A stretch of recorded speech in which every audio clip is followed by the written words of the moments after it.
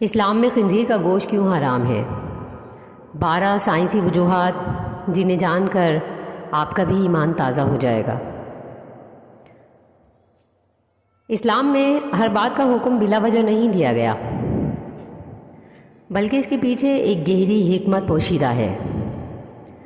اکثر لبرل لوگ خنزیر کے گوشت کی ممانعت پر مسلمانوں کو تنقید اور تمسخر کا نشانہ بناتے ہیں، لیکن سائنس نے ایسے افراد کو خنزیر کے گوشت کے نقصانات بتا دیے۔ آئیے آپ کو خنزیر کے گوشت کے 12 ایسے نقصانات بتاتے ہیں جنہیں جان کر آپ کا بھی ایمان تازہ ہو جائے گا۔ نمبر 1، یہ بہت ہی غلیظ جانور ہے اور ہر گندی چیز کھا جاتا ہے۔ یہ اس قدر گندا جانور ہے کہ یہ اپنی ہی جنس کا پیشاب بھی پی جاتا ہے، جبکہ انسانی اور جانوروں کا فضلہ بھی اس کی مرغوب غذا ہے۔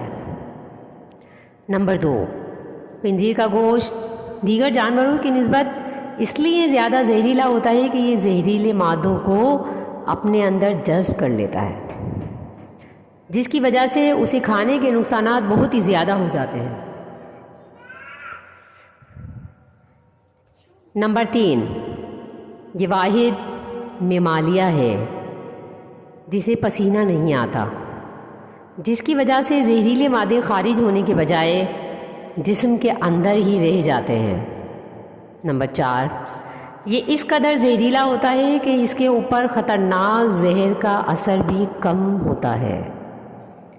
نمبر 5، مغرب میں جو لوگ اسے پالتے ہیں ان کا کہنا ہے کہ اس پر سانپ کے کاٹنے کا اثر بھی نہیں ہوتا، جس سے آپ اس کے اندر موجود زہر کا اندازہ لگا سکتے ہیں۔ نمبر 6، بیکٹیریا اور دیگر طفیلیے عام جانوروں کی نسبت مردہ خنزیر کو جلد ختم کر دیتے ہیں۔ نمبر 7، عام گوشت کو اگر زیادہ درجہ حرارت پر پکایا جائے تو اس میں موجود بیکٹیریا ختم ہو جاتے ہیں، لیکن خنزیر کے گوشت کو چاہے جتنے بھی بلند درجہ حرارت پر پکا لیا جائے اس سے جراثیم کم نہیں ہوتے۔ نمبر 8، اس میں چربی کی مقدار بہت زیادہ ہوتی ہے، جس کی وجہ سے یہ انسانی صحت کے لیے بہت ہی نقصان دہ ہے۔